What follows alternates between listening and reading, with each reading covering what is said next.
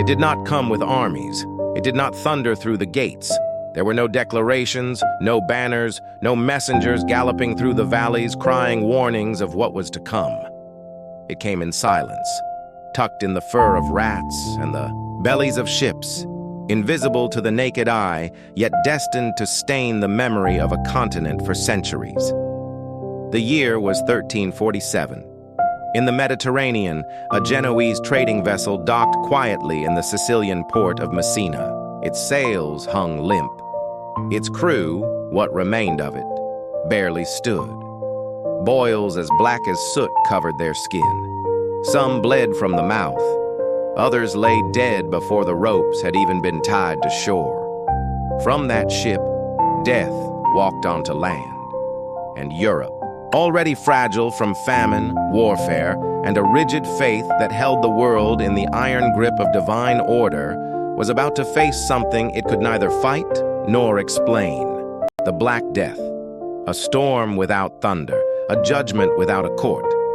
It swept through kingdoms, abbeys, villages, and palaces alike, ignoring titles and bloodlines. Within months, entire towns ceased to exist. Roads became graveyards, and the sound that echoed across the fields was no longer the call of bells or the chatter of markets, but the wails of mourning and the soft, wet shoveling of mass graves. But this is not merely a story of pestilence. It is the story of how a disease unmade a world, not just in population, but in meaning. The story of how death, relentless and indifferent, dismantled the divine scaffolding of medieval Europe and forced its survivors to rebuild from the long before the plague unfurled its shadow across the land. Europe was already a continent worn thin by suffering. The early 14th century was a time of hunger and strain, of rituals masking desperation. Crops had failed year after year under a dimming sky. Historians would later name it the Little Ice Age, but for the people then, it was something simpler, crueler, God's displeasure. The Great Famine of 1315 had left entire regions hollow, grain rotting in the fields, while parents buried children beside withering cattle. Whole villages had withered into silence. And yet, society held. It was a world bound tightly by hierarchy, kings above lords, lords above peasants, the church above all. Life was hardship, but hardship with purpose. To suffer was holy. To obey was survival. And death? Death was not an end, but a reckoning. The church taught that heaven waited for the faithful, hell for the wicked, and purgatory for most. This belief, calcified over centuries, was a balm against the chaos of war, of hunger, of cruelty. But it was a fragile balance. Cities grew restless, with the friction of inequality. The rich shielded themselves with walls and gold, while the poor bathed in superstition and sweat. In Paris, Florence, and London, filth ran through the gutters. Rats ruled the night. Physicians wore robes more symbolic than scientific. It was an age convinced of its own structure, of the holiness of its suffering. And it was that very certainty, rigid, unquestioned, that made it so unprepared. For when the ships came, they did not just carry disease, they carried disillusionment. The plague would rip away not just the flesh, but the illusions that wrapped around it. What does faith mean when the priest dies faster than the heretic? What is nobility when the king's physician falls before the baker? In the face of indiscriminate death, the architecture of belief began to crack.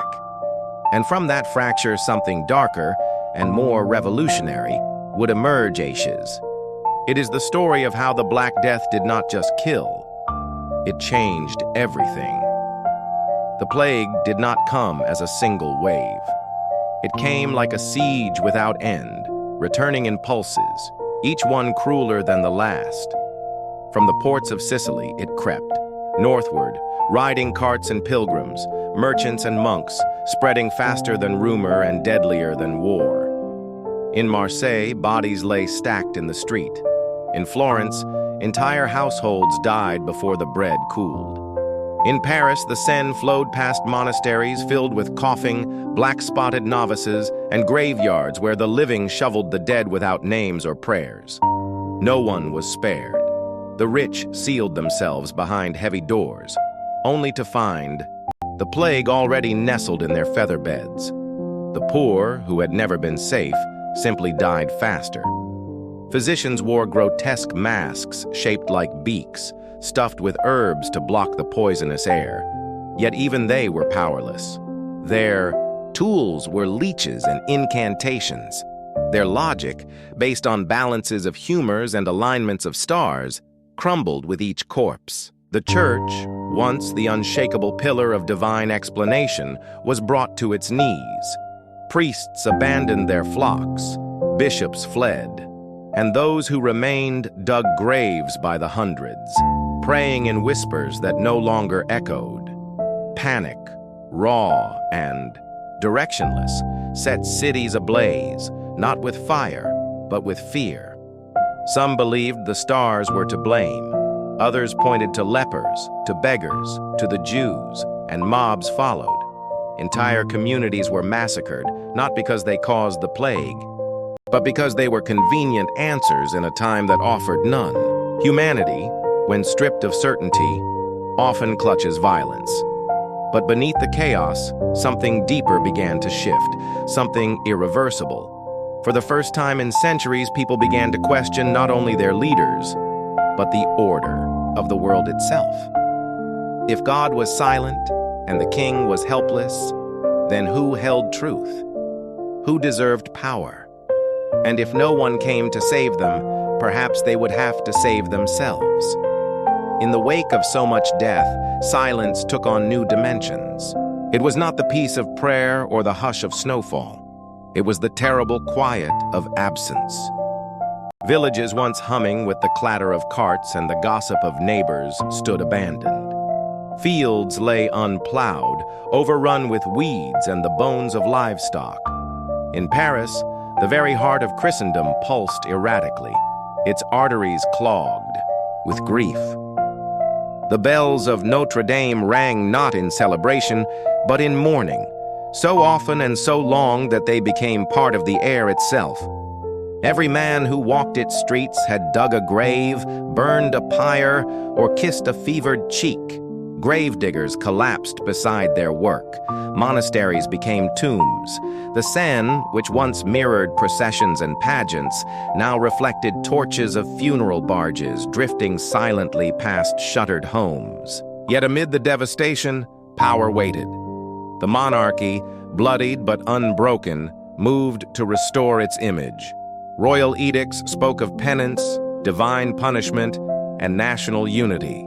The church, humiliated by its impotence, doubled down on dogma, casting the plague as a test of faith, a call to deeper obedience. But beneath their decrees, something had shifted in the minds of the people. The dead were too many, and the excuses too thin.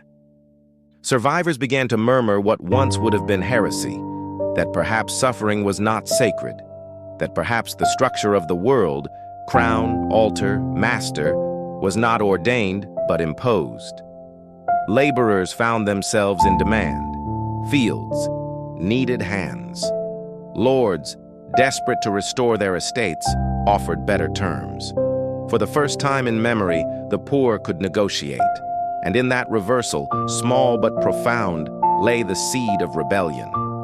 The plague had not just thinned the population, it had cracked the foundation of feudalism. A new world was beginning to grow, not from ideals or manifestos, but from graves. Paris, that stubborn heart of France, began to beat differently in the decades after the plague. It was no longer just a city of cathedrals and kings. It was a city haunted by memory and fueled by awakening. The scent of incense still curled through church aisles, but so did the scent of ink. In the shadow of Notre Dame, where sermons once quelled doubt, murmurs of new ideas took root. Ideas written by candlelight in cramped Latin, smuggled through alleyways, debated in taverns. The survivors of the Black Death had seen too much. to believe blindly again. They had watched princes die like paupers, priests crumble into fever, and neighbors vanish overnight. They had buried children with their own hands and found no divine answer in the sky. From this wound, a hunger was born, not for revenge, but for understanding. A generation of thinkers emerged, forged not in comfort, but in crisis. They asked dangerous questions. What if truth was not revealed, but discovered? What if knowledge came not from divine right, but from observation, from logic, from man himself? It was a quiet rebellion at first, a turning of the mind, rather, than the sword. But it would not stay quiet for long. The printing press was still decades away, but the human voice was already carrying the spark. In this era of ghosts and reckonings, Paris became a crucible where plague-born skepticism met the first flames of reason. The old world still ruled, cloaked in gold and incense, but its seams were splitting. And those who had survived the great, dying, were no longer content to live in silence. They had endured the wrath of heaven and found it empty.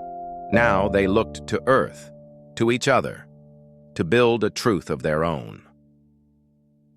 By the time the 15th century dawned over the Seine, Paris bore little resemblance to the city it had been a century before.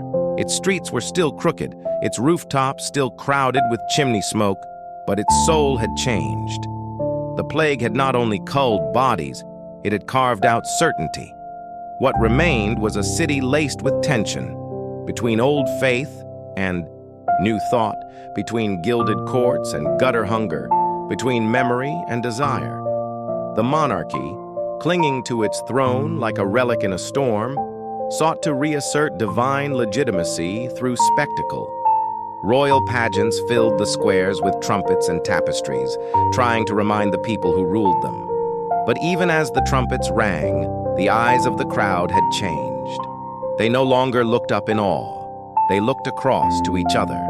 To the thinkers whispering from behind shelves of vellum, to the artisans organizing in guilds, to the merchants trading not in favor, but in coin. Power was beginning to shift from birthright to idea. And Paris, ever vulnerable, ever watchful, became the forge. Universities teemed with students more interested in Aristotle than angels.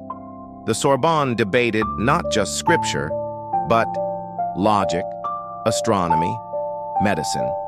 And in the back rooms of apothecaries and bookshops, translations of once forbidden texts passed from hand to hand like contraband. Cicero, Galen, Avicenna, each word a drop of oil on a growing fire.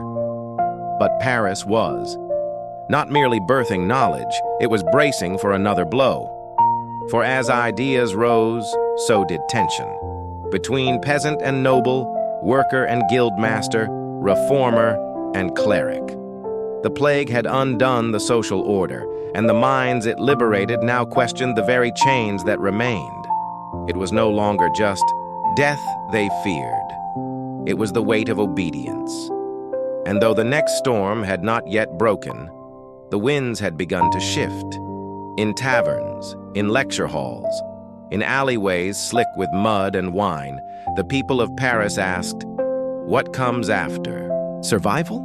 Then came the fire, not the blaze of divine wrath or pestilence, but the fire of man's own making. It sparked in the hearts of the desperate and the disillusioned, fanned by the breath of forgotten promises. The century had turned, but Paris remained a city where beauty masked rot, where tapestries veiled hunger. The weight of survival had made the people brittle. Beneath the velvet of nobility lay debts, and beneath the prayers of the clergy, the whisper of corruption. When bread ran dry and coin grew worthless, it was no longer enough to blame the stars. The question that had smoldered since the plague, who decides who lives and who dies, now found its answer in action. In 1358, long before the world would know the name Bastille, a storm erupted just beyond the city walls. The Jacquerie, a peasant revolt named after the common man, Jacques Bonhomme, roared through the countryside. It was no organized army. It was fury made flesh. Farmers wielding pitchforks and scythes rose against their lords, not for conquest, but for vengeance. Paris watched as villages burned, as castles crumbled, as noble blood stained the same soil that had buried plague victims.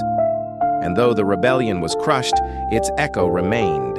The idea had escaped its cage, that those who toiled beneath the boot might one day lift it. Within Paris itself, laborers began to stir. The Etienne Marcel uprising followed, driven not by peasants but by merchants and city officials who demanded a voice against royal excess. The city gates, once symbols of protection, became thresholds of resistance. Though both revolts would fail, they carved something irreversible into the stone of Paris. The notion that the people could rise, and if they could rise, they might one day win. The city had not yet lit the fires of revolution, but it had begun to gather the kindling.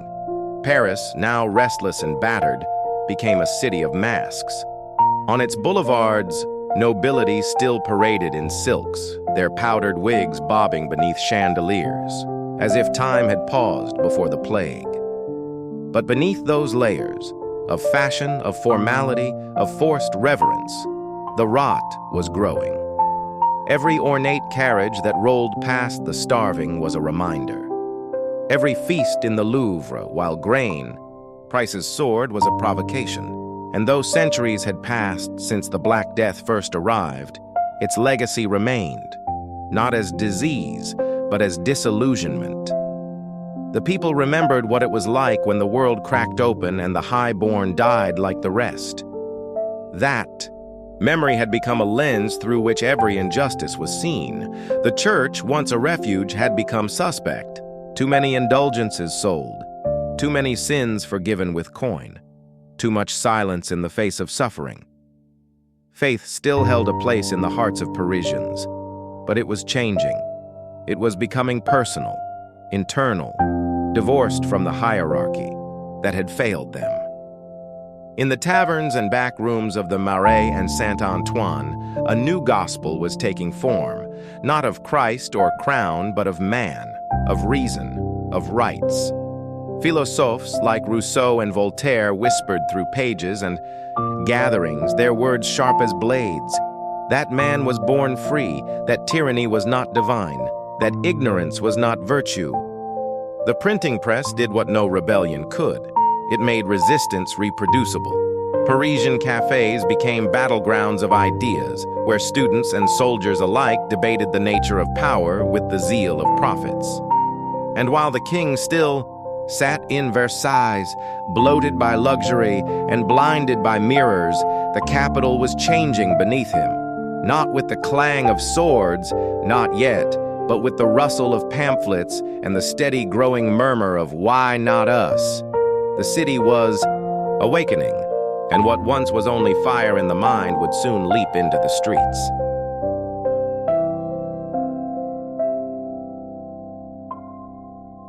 In the summer of 1789, the murmurs that had once drifted like smoke through the salons and alleyways of Paris ignited into a blaze that no monarch could ignore. Hunger had returned, not the kind born of crop failure, but of deliberate cruelty. Bread prices soared as speculation ran rampant. Mothers boiled leather to feed their children. The king, insulated in the gilded echo chamber of Versailles, issued edicts while Parisians rioted for crumbs. The contract between ruler and ruled, once sanctified by tradition and divine right, had long since frayed. Now it tore completely. On July 14th, the people did not march to petition. They marched to seize. The Bastille, a looming fortress long, rumored to be a dungeon of tyranny, became their symbol. It mattered little that only 7 prisoners remained inside. What mattered was what it represented: the crown's power to imprison without trial, to silence without reason.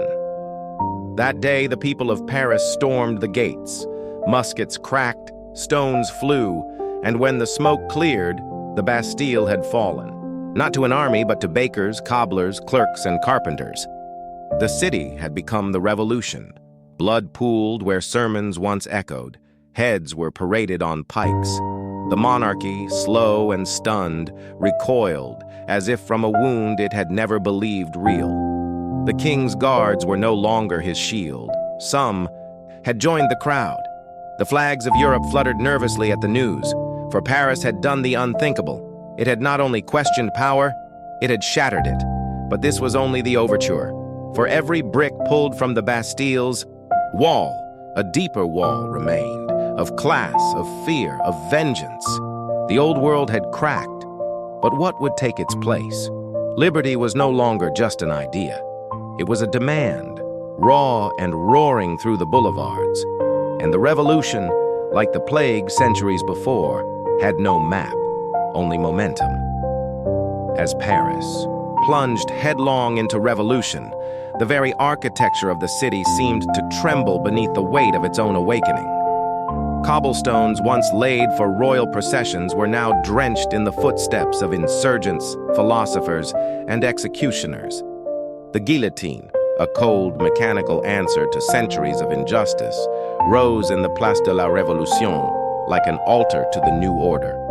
Its blade, gleaming and impartial, made no distinction between aristocrat and reformer, between tyrant and hero.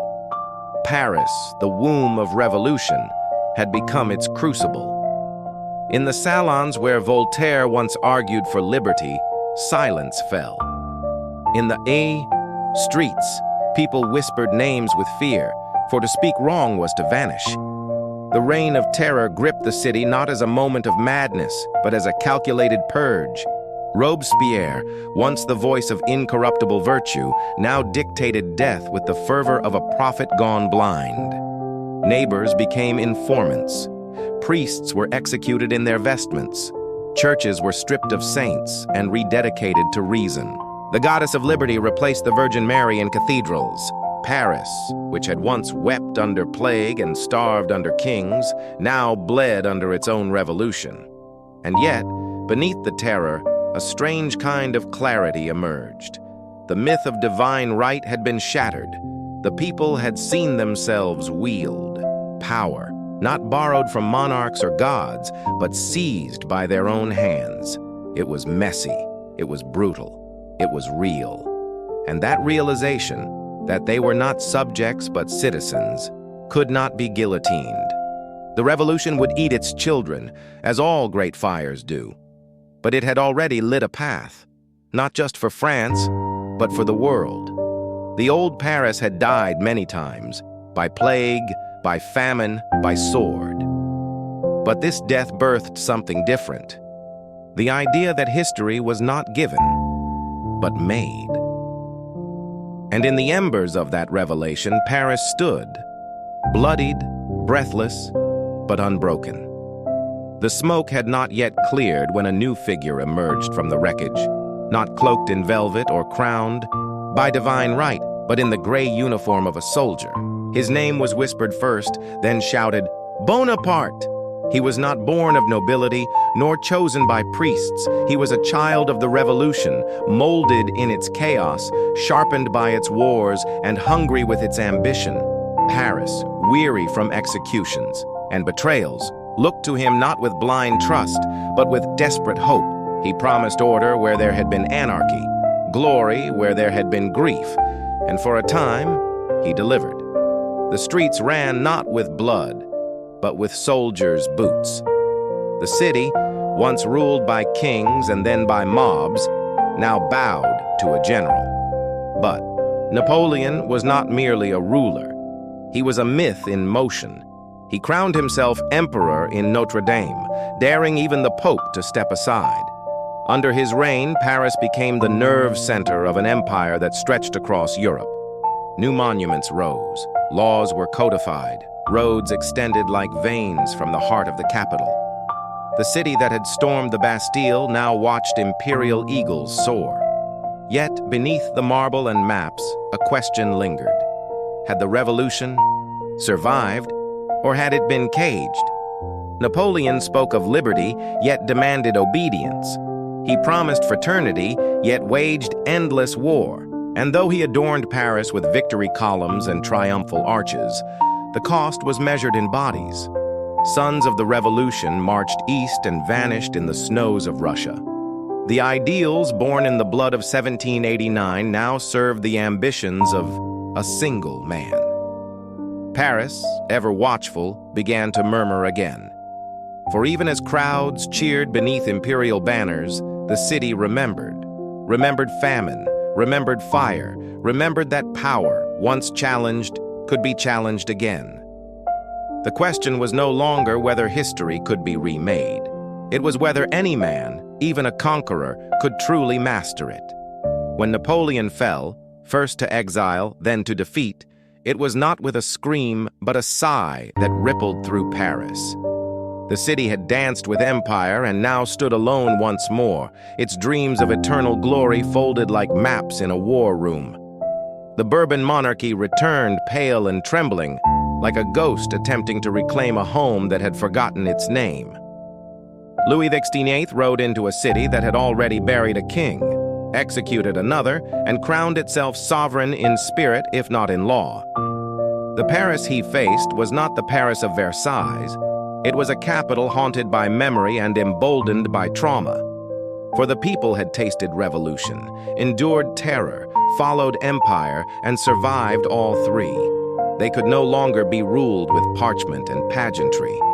And yet, the century pressed on, dragging with it failed restorations, barricade revolts, and the ever-thinning veil between order and chaos. In 1830, the people rose again in the July Revolution, tearing down the Bourbon relics and ushering in a constitutional monarchy under Louis Philippe, the so-called citizen king. But Paris knew better. The throne may have changed costumes, but it remained a throne. And with each passing year, poverty gnawed deeper into the marrow of the city's workers, while palaces gleamed anew. The city's blood ran hot. Artisans organized. Students conspired. In the narrow alleys of the Latin Quarter, ideas bloomed like mold, raw, radical, relentless. The July monarchy tottered, a puppet in a storm. And when it fell not with dignity, but with boots on cobblestones and smoke in the air. The people, weary of crowns in disguise, declared a republic once more. But the dream was fragile, and ambition relentless. Into that fragile space stepped another Bonaparte, Louis Napoleon, and with a plebiscite and a promise, Paris crowned another emperor. The city sighed again, not in submission, but in calculation.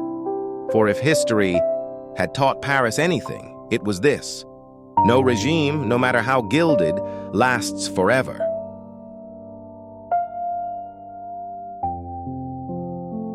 Under the reign of Napoleon III, Paris transformed, not in spirit, but in stone.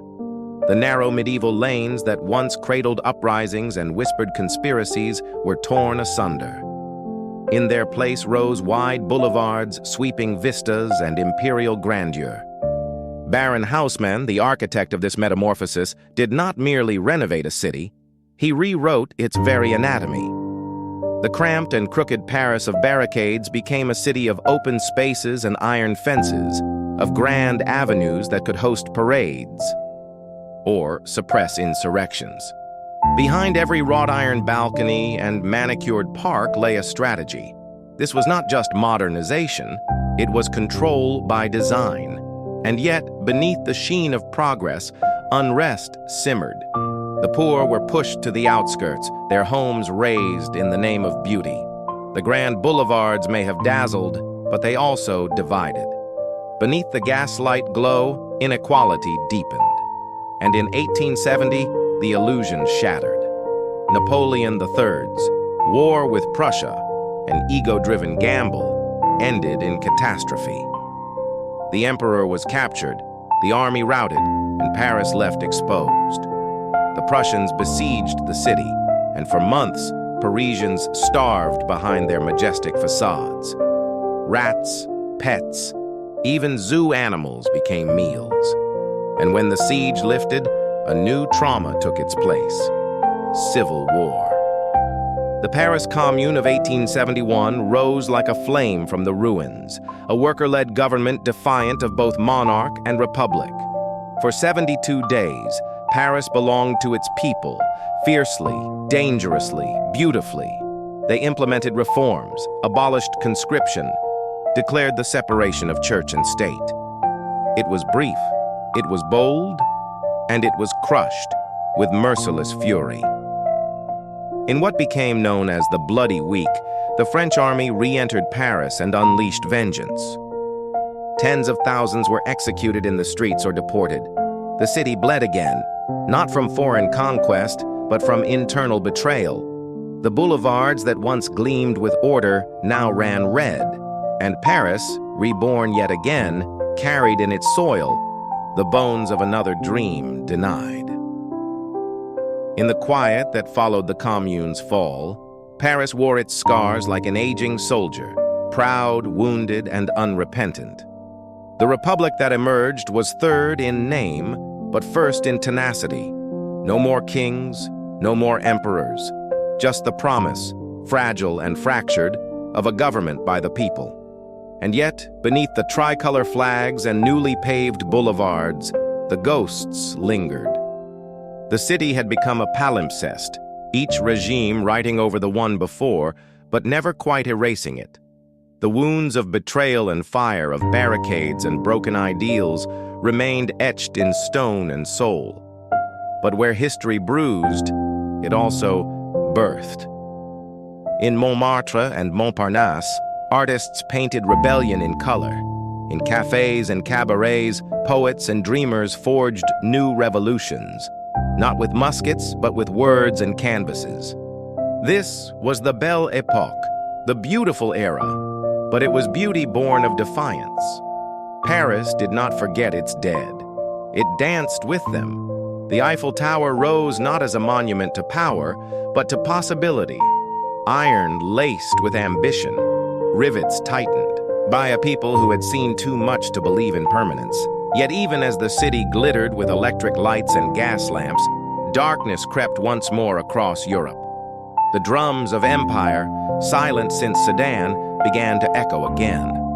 Across the Rhine, a new Germany stirred, unified, industrial, and itching to test its might. And in Paris, beneath the surface of art and philosophy, the old questions returned. Who belongs? Who decides? Who is willing to bleed for an idea? The 20th century loomed, and with it, the weight of wars not yet named. But Paris, survivor of plague, of revolution, of ruin, stood ready, not with innocence, but with resilience. For this was the city that had refused to die, and it would not go quietly into the age of machines and madness. When the cannons roared in 1914, Paris did not tremble. It braced. The Great War was not the first storm to batter its walls, but it was unlike anything the city had ever known. It was not a siege by foreign boots at its gates, but a hemorrhaging of its sons. Into the mud and fire of the Marne, the Somme, and Verdun, Paris became both sanctuary and engine, the heart of France's resistance and the forge of its sacrifice. The taxis of the Marne, once used for lovers' joyrides, now ferried soldiers to the front. Cafes became hospitals, boulevards echoed with the sound of prosthetic limbs. And still, Paris endured. It cloaked its monuments in camouflage nets, dimmed its lamps, and kept living beneath the specter of death. Letters from the trenches were read beneath flickering bulbs, each word soaked in mud and mourning. The Eiffel Tower, that great iron sentinel, watched silently as names vanished from family tables, never to return. But when the guns finally fell silent in 1918, the city exhaled, not in triumph, but in exhaustion. The victory parades could not drown the dirge. The scars of mechanized warfare had cut deep, not just into flesh and stone, but into the very idea of civilization. The Belle Époque was gone. In its place stood a Paris sobered by grief and shadowed by doubt. Yet in mourning, the city reinvented itself once more. The interwar years birthed a fevered brilliance. Hemingway wrote in its cafes. Picasso painted its agony. Josephine Baker danced across its stages. Paris, ever the paradox, turned suffering into art. But the wounds had not healed. They had only hardened. And across the border, the drums of hatred beat again. A failed painter in Munich rose on promises of vengeance. The swastika stirred, the Reich marched. And Paris, still tender from the last war, could feel history tightening its grip. The storm had not passed. It had only stepped back to reload. In June 1940, the tanks rolled in like iron ghosts, not from the east as in centuries past, but from a mechanized nightmare called blitzkrieg. Paris, proud and battle-scarred, stood still, not in surrender, but in solemn resistance of the soul. The German flag rose over the Arc de Triomphe, and boots echoed down the Champs-Élysées. But the city refused to bow in spirit. This was not the occupation of old, it was theater and terror. The cafes remained open, but the conversations dimmed. The streets buzzed with silence. Around every corner, a shadow could be a spy. A whisper could be a death sentence. The Gestapo nested in hotels, and collaborations slithered through salons once lit by revolutionary thought. Yet even in darkness, resistance bloomed. Young Parisians, poets and printers, messengers and mothers formed invisible lines of rebellion. Pamphlets fell like seeds. Explosions cracked the illusion of peace. The city, as it had so many times before, spoke through defiance, not loud but relentless. And then, after 4 long years, came the thunder of boots again. But this time, it was liberation.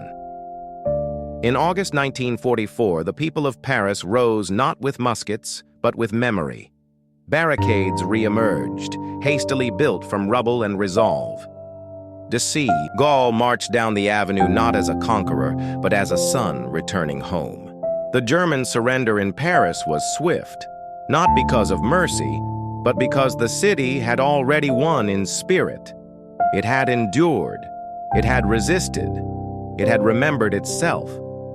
Yet liberation did not erase the pain, the scars of betrayal, of those who collaborated, those who disappeared, lingered.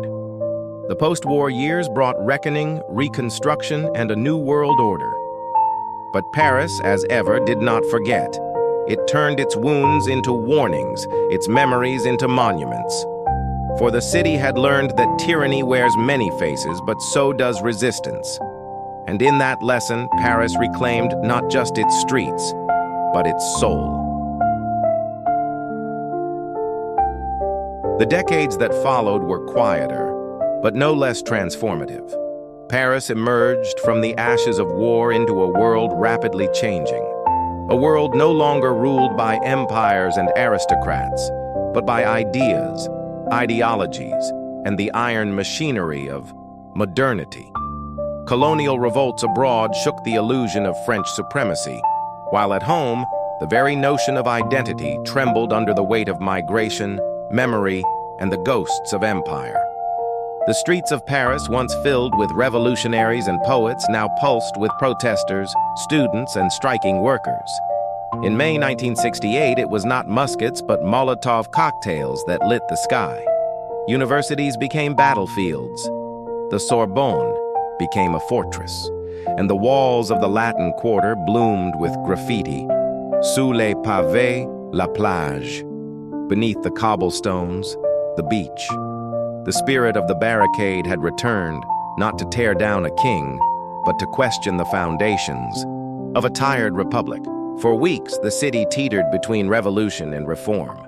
And though de Gaulle held the state, the myth of order had been fractured. The Paris of the late 20th century was not a city in decline, but a city in reflection. It watched as the Eiffel Tower welcomed tourists while the banlieues seethed with frustration.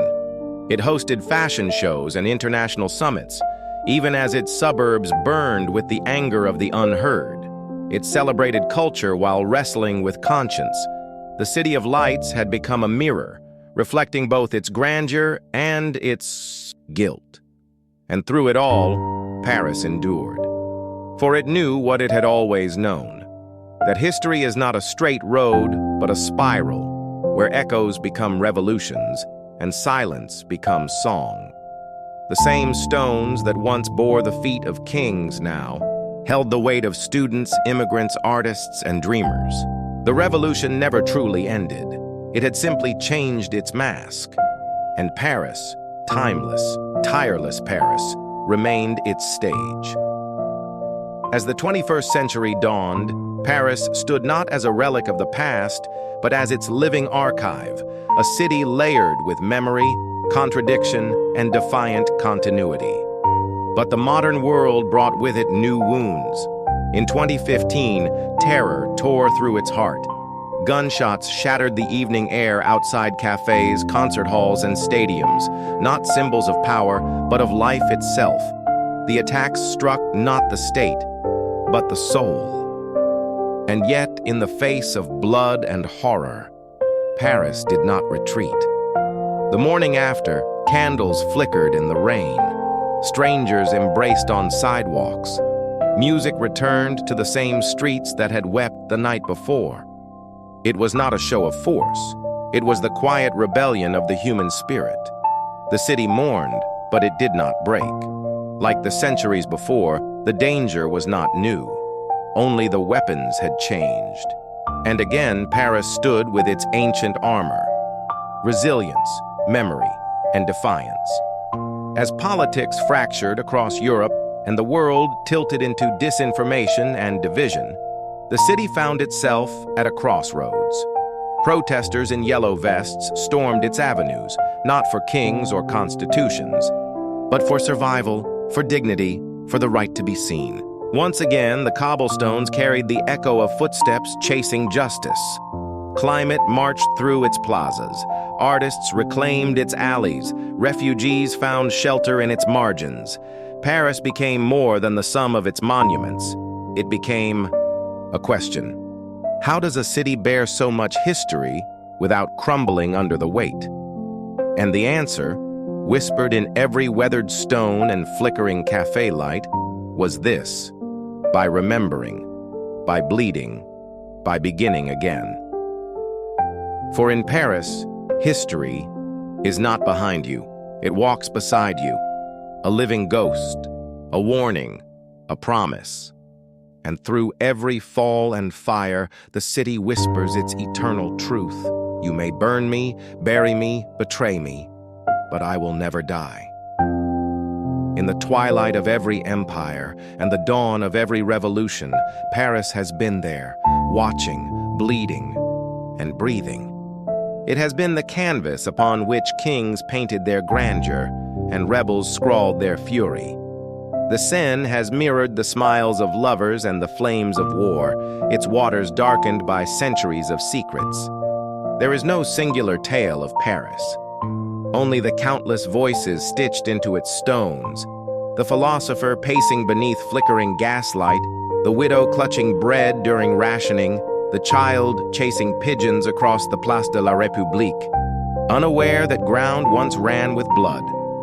Time has not dulled this city. It has refined it. Paris does not forget. It absorbs. It builds upon ruin, crowns itself after beheadings, hosts expositions where barricades once stood. The grandeur of Versailles and the grime of Les Miserables both belong here. This is the city that celebrated the Enlightenment and endured the guillotine. That gave birth to fashion and to famine, to liberty and to lament. The ghosts are never far. Some walk openly, etched in bronze and marble, while others live in whispers beneath footfalls on ancient stone. And now, in an age of algorithms and artificial light, Paris remains defiantly human, messy, romantic, defiant, a paradox of culture and chaos, elegance and upheaval. The sirens of modernity may scream, but beneath it all, the heart of the city still beats to the rhythm of revolution. And perhaps that is Paris's final gift, the refusal to become still. For while empires rise and fall and names change on maps, there will always be a city where the soul of resistance endures, flickering like a candle in the dark, daring the wind to try again. And so, from Roman outpost to medieval maze, from Renaissance jewel to the crucible of modern rebellion, Paris has endured not merely as a place, but as an idea, a battleground of belief, a hymn to resistance, a mirror to power. Every revolution that thundered through its streets, every fire that licked its rooftops, every plague, every protest, every bullet, all have failed to extinguish the stubborn heartbeat of this city. It is not beauty that defines Paris, though it has that in abundance. It is not its monuments, nor its art, nor even its cuisine. What defines Paris is its refusal to be silenced, to be controlled, to be simplified. In the face of kings, it demanded a voice. In the shadow of empires, it lit the torch of liberty. When torn apart by ideologies and wars, it found a way to rise again, not polished, but profound. And through every chapter, Paris has asked the world, what are you willing to fight for? What are you willing to remember? What are you willing to build, not from triumph, but from ash? This city was never meant to last, and yet it does. It does because it is more than mortar and myth. It is memory made flesh, the ancient made urgent, the past that refuses to pass. In every flicker of candlelight at Notre Dame, in every quiet murmur along the Seine, in every worn step upon its cobbled bones, there is the echo of something eternal.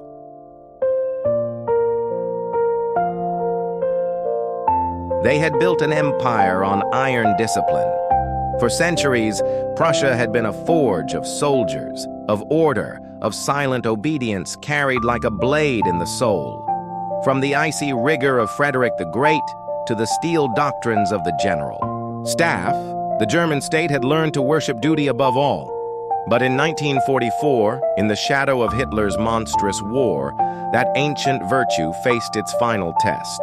Not on a battlefield, but in a quiet office, a country estate, a bomb ticking under a polished oak table.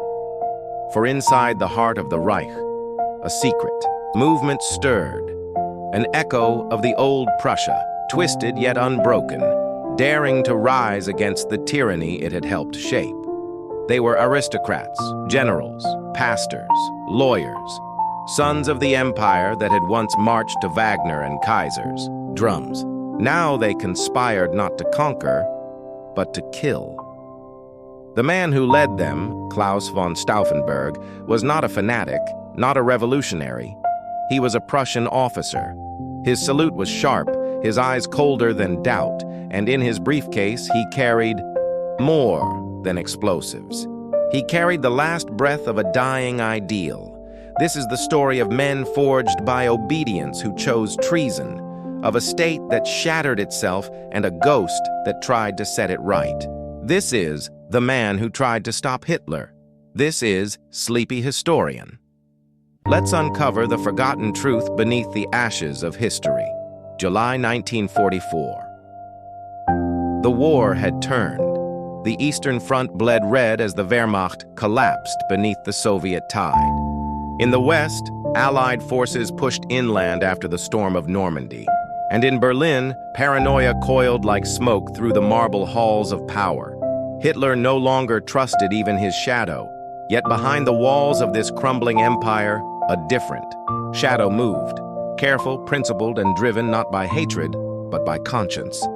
At its center stood Colonel Claus von Stauffenberg, tall, scarred, and noble. The kind of man the old Prussia would have admired.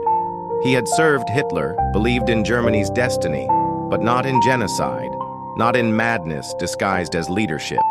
Wounded in North Africa, left with one eye and a mangled hand, he returned from war not as a zealot, but as a man changed. What he saw in the Reich was no longer duty, it was delusion. He watched as cities turned to ash, as Jews vanished in sealed trains, as children were conscripted for a hopeless war. And in that quiet fury, the ghost of Frederick stirred. Stauffenberg believed in Germany, but not in Hitler. And so, he stepped into treason with the poise of an officer reporting for duty. His every move was precise, measured, and Prussian. He was not a man drunk on ideology. He was a man reclaiming order from chaos, a man trained to obey, and now resolved to disobey for the sake of something higher.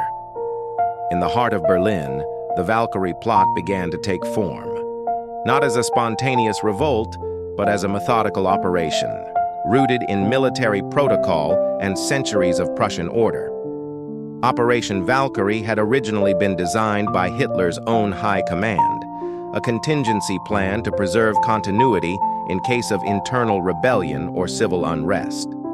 But Stauffenberg and his fellow conspirators saw in it a twisted opportunity to use the regime's own mechanisms to unmake itself. It was the ultimate irony. The Nazis would fall not in chaos, but through their obsession with control. The plan was simple in its elegance: assassinate Hitler, trigger Valkyrie, and seize power under the guise of quelling a coup. Military districts would be locked down, SS leaders arrested, and the surviving generals forced to choose between allegiance to a dead man or the future of a nation.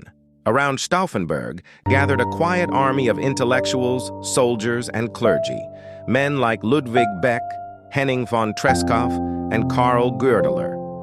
They were not revolutionaries in the modern sense. They were men of conscience in uniforms of tradition. Many were former nationalists, even early supporters of the Reich. But by 1944, their loyalty was not to Hitler. It was to a Germany buried beneath the rubble, to a memory of law, honor, and humanity. And behind their actions loomed the long, stoic ghost of Prussia, a kingdom that once defined discipline and sacrifice, now watching its heirs commit the most sacred treason of all, not for power, but for redemption. On July 20th, 1944, the hour struck. Stauffenberg, now Chief of Staff of the Reserve Army, entered the Wolf's Lair, Hitler's eastern command post nestled in the woods of Rastenburg, with a briefcase bomb hidden beneath layers of calculated calm. He was missing his right hand and 2 fingers from a North African bombing, yet he carried the weight of a nation's soul in that case. His eyes were tired, but burning with resolve. The meeting was underway. Generals gathered, war maps spread, the air thick with sweat and power. Stauffenberg placed the briefcase beside Hitler and excused himself. Moments later, the room exploded. Fire and debris tore through concrete and flesh. But Hitler, by fate or misfortune, survived, shielded by a heavy oak table and a cruel twist of placement. And in that instant, history itself held its breath. Across Berlin, conspirators moved swiftly, convinced the Führer was dead. Orders were sent, troops mobilized, SS officers arrested. Valkyrie was in motion. For a few brief hours, Germany teetered on the edge of deliverance. But as news of Hitler's survival emerged, the illusion cracked. Confusion spread like poison. Loyalty to the Reich snapped back into place. Stauffenberg and his allies were arrested by nightfall. Their courage turned to silence at the muzzle of a pistol. Shot in the courtyard of the Bendler block, Stauffenberg's final words echoed not in defiance, but in vindication. "Long live our sacred Germany." It was not a plea, it was a prayer. As the bullets silenced the conspirators, a deeper silence fell across the fatherland. A silence not of peace, but of fear. The Third Reich responded with a fury as methodical as it was monstrous. Thousands were rounded up in the wake of the failed coup. Officers, clerks, theologians, school teachers, widows, and aristocrats, anyone whose loyalty was even suspected, were dragged into interrogation chambers and made to kneel before the machinery of revenge. The People's Court, presided over by the frothing Roland Freisler, became a stage for state cruelty. Men were mocked, screamed at, condemned not only for treason, but for daring to think independently. The trials were not justice. They were executions with applause. Over 7,000 people were arrested. Nearly 5,000 were killed. Some were hanged by piano wire, slowly and with deliberate agony, their final breaths watched by the Führer himself, on private reels. Yet what the Nazis failed to grasp was this. In trying to crush the resistance, they revealed its depth. The July 20th plot was not the act of a few rogue men, but the tip of a silent rebellion stretching back to Prussian roots. Many of the conspirators were descendants of Junker generals, raised in the code of duty and sacrifice, and they had turned that very code against the monster that had consumed their homeland. The old Prussian virtues, discipline, honor, loyalty, had been weaponized not for conquest, but for conscience. In dying, the resistors proved that not all of Germany had followed Hitler willingly into the abyss. There remained, hidden beneath the rubble of dictatorship, a heartbeat of moral defiance. But resistance in Nazi Germany was a paradox. It required secrecy so absolute that even success might look like silence. The men and women who stood against Hitler could not speak freely, could not march, could not raise banners. Their battleground was the whisper, the forged document, the briefcase placed just so beneath a conference table. In this war of shadows, conscience was carried like contraband.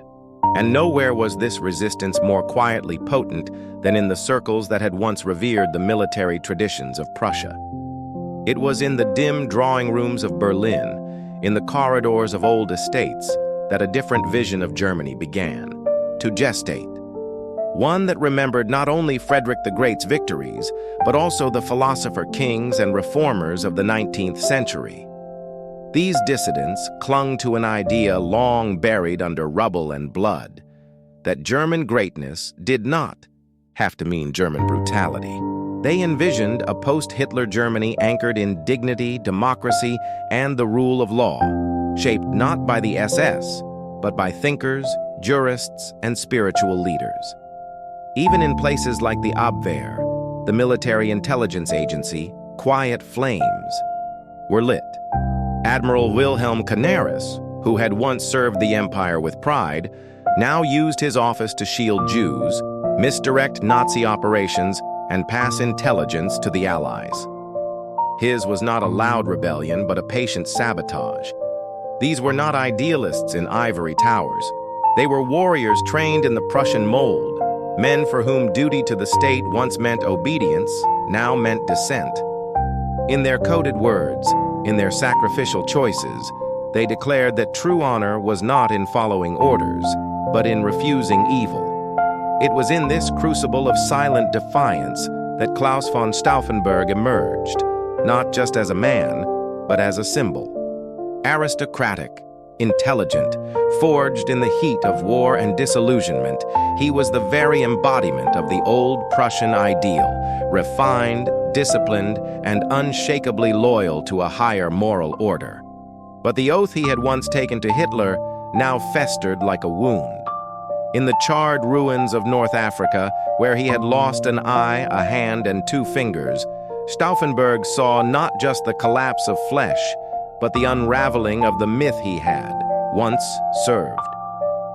The 1,000-year Reich was a grotesque parody of everything he believed in, of everything Prussia had once stood for. Around him, Germany was devouring itself. Children conscripted, churches silenced, entire cities flattened under the weight of Hitler's ambition. And so, from his hospital bed, the idea crystallized, not in rage, but in clarity. The war must end, and Hitler must die. Stauffenberg's resolve did not come from desperation. It came from a fierce, almost monastic sense of duty. He studied the dictator's routines, memorized the architecture of Wolf's Lair, and coordinated with generals, lawyers, theologians, and even remnants of the old nobility. Operation Valkyrie, originally a plan to suppress civil unrest, was to be their Trojan horse, a legitimate command structure they would hijack after assassinating Hitler, turning Nazi troops against Nazi leaders before the regime could react. Every detail mattered: which units would be deployed, which communications severed, which ministers arrested. The machinery of the state would become their weapon, but the success of Valkyrie depended on a single moment: a briefcase, a fuse, and the illusion of normalcy. July 20th, 1944. The sun filtered weakly through the pine canopies above Wolf's Lair, Hitler's secret command center in East Prussia. There was nothing extraordinary about the morning, nothing to betray that. It would become one of the most perilous turning points in modern history. Stauffenberg, dressed in Wehrmacht uniform, arrived with a calmness that belied the inferno burning inside him. Beneath his left arm, hidden in a battered briefcase, lay the explosive charge that would decide the fate of millions. The conference room was humid, packed with generals and aides, its wooden beams creaking under the summer heat. And there at the head of the table stood the Führer, smaller than legend but towering in menace. Stauffenberg placed the briefcase under the heavy oak table, close to Hitler, then excused himself to make a call. In those few minutes, history balanced on a knife's edge. The blast came like thunder, shattering walls, bodies, illusions. Smoke choked the air, screams followed, and chaos erupted. 4 were killed, many wounded, but Hitler survived. The table had shielded him. The briefcase had been nudged by an officer. A matter of inches had preserved the nightmare. Back in Leidenschaft, Berlin, unaware of the failure, the conspirators launched Valkyrie. Orders were issued, SS leaders were arrested. For a few flickering hours, it looked as though the Shadow Empire might crumble. But then came the call. Hitler was alive. The spell broke. Loyalty returned to the tyrant like a tide. The plotters were rounded up one by one. The dream died in darkness. They came for Stauffenberg that same night. The Bendler block in Berlin, once a heartbeat of the resistance, was now a tomb of silences and footsteps. By moonlight, he and 3 co-conspirators, Ulbricht, Haften, and von Witzleben, were lined up against a wall in the courtyard. No trial, no mercy, just a firing squad and a single floodlight casting long shadows on the stone. Moments before the shots rang out, Stauffenberg's final words cut through the stillness. "Long live our sacred Germany." Not the Germany of Hitler, the Germany of Beethoven, of Goethe, of Prussia's lost honor. His cry echoed like a ghost from a vanished era as bullets tore into him. In the days that followed, the reckoning was savage. Over 7,000 were arrested, nearly 5,000 executed. Some were hanged on piano wire, filmed for Hitler's amusement. Families were punished, bloodlines shattered. It was not just a purge. It was a warning burned into the national psyche. But the spirit they tried to kill refused to die. Even as the nooses tightened, many went to their deaths in silence, invoking a higher duty, a nobler Germany, one lost beneath the boots of tyranny. In their sacrifice, they reclaimed something the Reich had tried to erase: moral courage. And in that moment, a bridge was built, from Prussia's cold iron discipline to a deeper, tragic resistance. A final stand, not with sabers or soldiers, but with conscience sharpened by history's blade. While the July plot had failed to kill Hitler, it succeeded in doing something far more subversive. It cracked the myth of Nazi invincibility. For years, the regime had cultivated an image of total control, of a nation united in adulation and fear. But now the world saw that even within Hitler's own officer corps, rebellion had festered. And not just rebellion born of desperation, but of principle. The roots of that defiance ran deep, through the bones of Prussia itself. Men like Stauffenberg were not born in some democratic vacuum. They were forged in the old Prussian mold of honor, duty, and responsibility to something greater than power. Yet their tragedy was that they could not sever the legacy from the machinery. Prussian militarism had birthed both the resistance and the Reich. Its discipline created the generals, who conspired, and the ones who obeyed. It gave Germany the sword and the chains. In the days after the coup, Nazi propaganda went into overdrive, branding the conspirators as traitors, cowards, aristocrats out of touch. But whispers traveled through the ranks of the Wehrmacht, especially among the old guard who remembered a different Germany. The officers who had once recited Scharnhorst and Clausewitz in the academies now saw ghosts among them, men who had tried and failed to redeem the uniform they all still wore. And while Hitler's paranoia deepened, purging even those tangentially connected, the spell had been broken. The idea that resistance was possible, even in failure, became a seed planted in the scorched soil of German history. Berlin, once the proud heart of Prussian precision, had become a haunted city, a place where walls had ears and every silence was suspect. In the months after the failed assassination, the Gestapo descended like wolves upon the remnants of the resistance. Hundreds were arrested, tortured, executed without trial. Stauffenberg's co-conspirators, generals, pastors, jurists, aides, were dragged before the grotesque theater of the People's Court.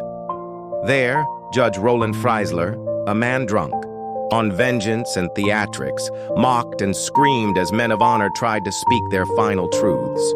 The proceedings were filmed, not for transparency, but as a perverse warning. Yet even in those final moments, the old Prussian spirit refused to kneel. "You can hand us over to the executioner," one conspirator said, "but in 3 months, you'll be cursed by the German people." These were not the words of political opportunists, but men raised in the creeds of Kant and Clausewitz, who believed in the sacredness of conscience. What unfolded in the quiet corridors of Berlin's prisons was not just a purge. It was the extinguishing of a remnant soul, a vestige of the Germany that might have been. Still, in that darkness, the memory of resistance endured, a moral counterweight to the regime's terror. And as Allied bombs rained down and the Eastern Front crumbled, the whispered legacy of the July plot grew heavier, not because it had succeeded, but because it had dared. The winter of 1944 settled like a shroud over Germany, icy, bitter, and heavy with the smell of defeat. The Reich still roared outward, still devoured with desperation, but inside, rot had taken hold. In ruined cities and on blood-slick fields, the myth of invincibility crumbled. And beneath that collapse, the echoes of the resistance, the ghost of Prussia, lingered in the most unexpected places. In army barracks, whispers of Stauffenberg's name passed in code. In private homes, candles were lit not for Hitler's victories, but for the men who had tried to end his tyranny. Some military officers, hardened by the Eastern Front, began to question their loyalty, not to Germany, but to the regime that had hijacked her soul. Their doubts were not born of politics, but of legacy.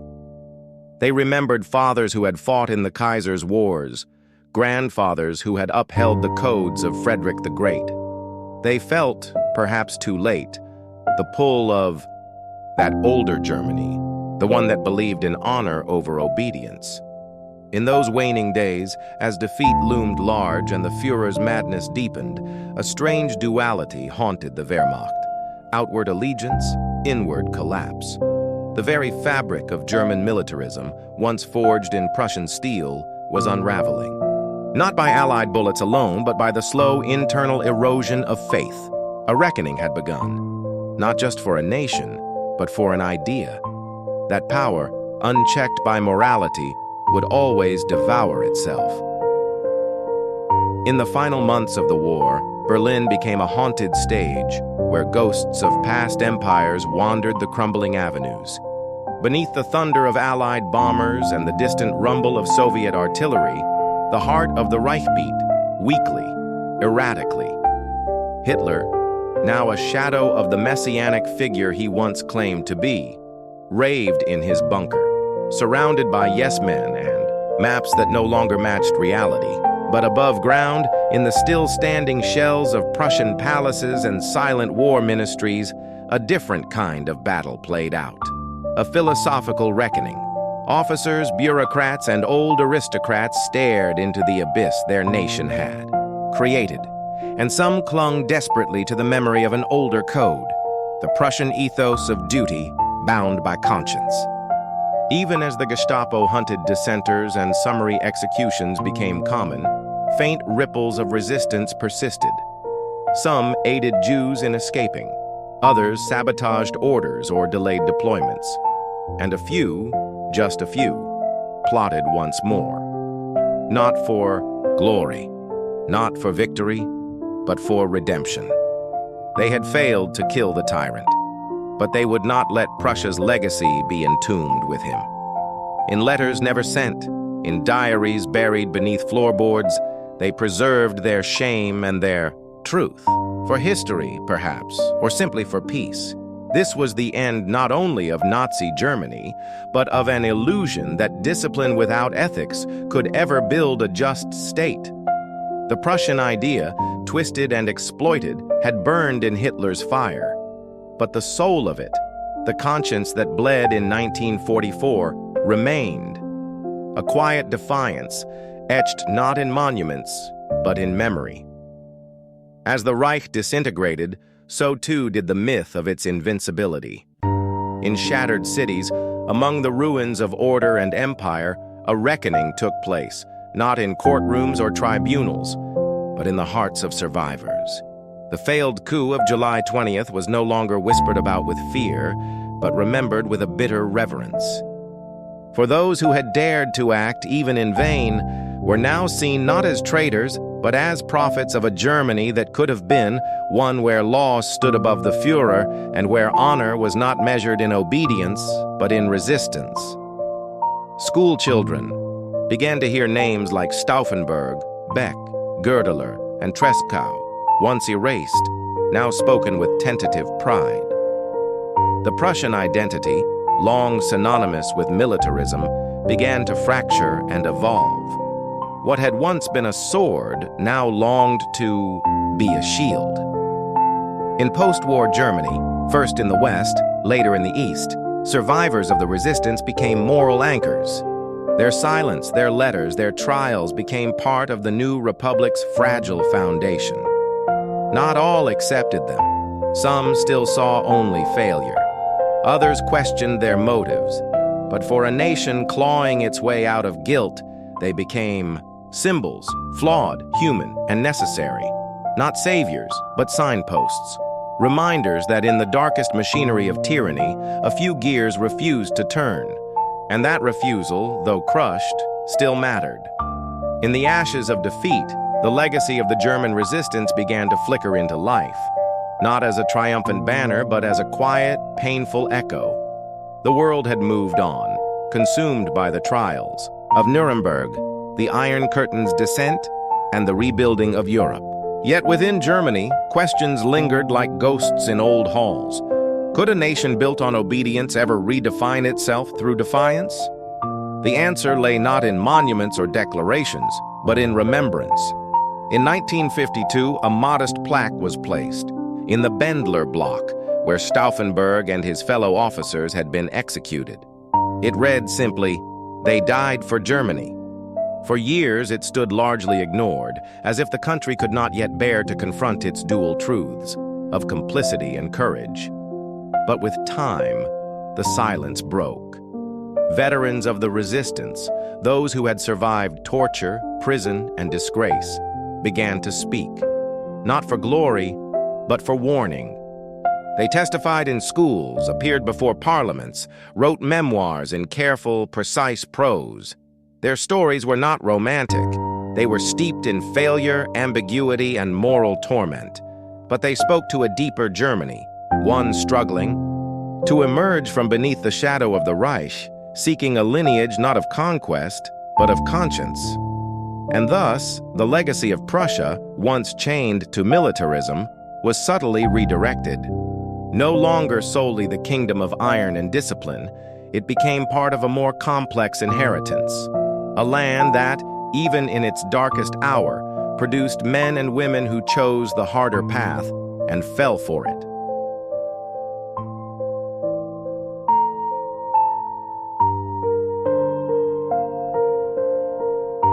In the decades that followed the war, the memory of the 20 July plot evolved from uneasy silence to solemn reverence.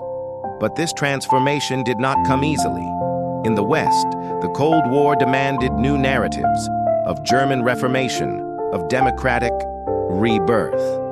Stauffenberg, once considered a traitor, began to emerge as a symbol of the other Germany, a Germany that had resisted, even if it had failed. Yet this was no comfortable heroism. His legacy, and that of the Prussian officers who stood beside him, remained fraught with contradiction. These were men of the general staff, heirs to the very militarism that had enabled Hitler's rise. Their motives were tangled: patriotism, Catholic moral duty, aristocratic codes of honor. They were not democratic revolutionaries. They sought to save Germany from ruin, not to birth a new republic. But therein lay their tragic nobility. They knew they might be misunderstood. They knew the plan would likely fail. Still, they acted, not for victory, but for redemption. In East Germany, the communist regime rejected this narrative altogether, dismissing the conspirators as reactionaries and class enemies.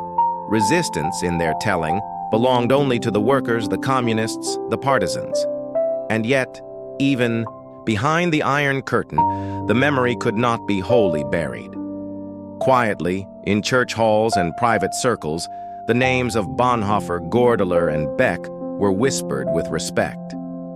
Across the German divide, a strange truth began to take shape. The story of the 1944 resistance was not owned by ideology. It belonged to a deeper moral reckoning, one that transcended East and West, victors and vanquished. In the dark post-war years, when Germany lay cleaved by concrete and mistrust, when Berlin was a haunted ruin and the world watched a nation wrestle with the ghosts of its past, the memory of resistance flickered faintly, like a candle guttering in a long-abandoned hall. Yet slowly, painfully, that light began to grow. West Germany, seeking moral rehabilitation, began to honor the men and women who had dared to defy the Führer. In 1952, a modest plaque was unveiled at the Bendler Block, the very site where Stauffenberg had been executed.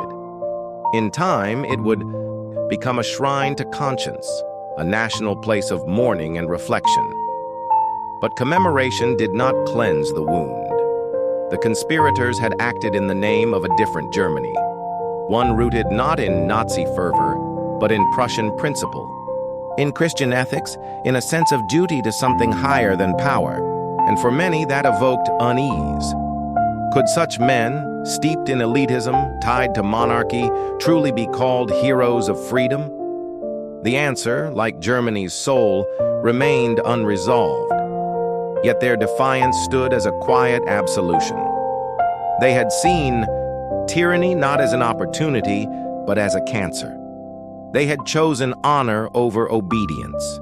In a century of mass submission, they had dared to say no. And through them, the old Prussian code, so long wielded to serve empire and war, was redeemed in a final, silent stand for dignity. In the years that followed, the legacy of the 20th of July plot took on a peculiar gravity. It was no longer just a footnote in the long, blood-soaked chronicle of the Reich. It became something deeper, a mirror held up to the German soul.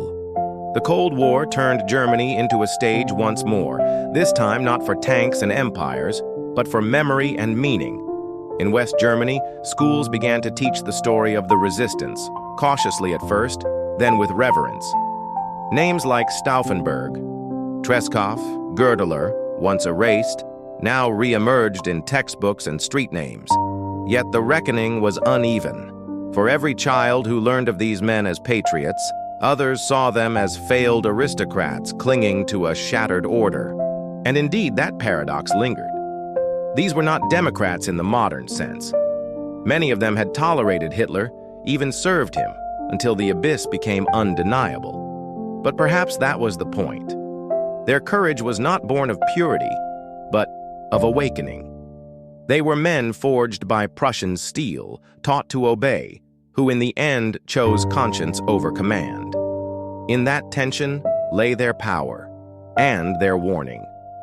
For they had shown that even within a system built on silence and fear, a voice could rise. That even in a nation trained to march, someone could choose to stand still. And in that moment, the very discipline that had built an empire became the force that sought to save its soul. In the quiet years after the guns fell silent, a new Germany emerged, scarred, divided, but searching. The rubble was cleared, but the ruins of conscience took longer to rebuild. East and West stared at each other across a broken land, and within that fracture, history itself was contested. In the East, the communist regime buried the 20 July plot under suspicion, branding it a bourgeois conspiracy, unworthy of martyrdom. In the West, the narrative slowly took root, nurtured by survivors, by family members, by scholars who dared to ask, what does resistance look like when the law itself is evil? It was not a clean answer. The resistance had failed in its goal. Hitler lived another 9 months. The war dragged on. Millions more perished. And yet, the shadow they cast stretched far beyond their failure. In the decades to come, the memory of Stauffenberg standing in the Wolf's Lair, placing that bomb, whispering the words, "Long live sacred Germany," would become a symbol, not of triumph, but of tragic nobility. And with time, that nobility became a question for every generation to ask anew.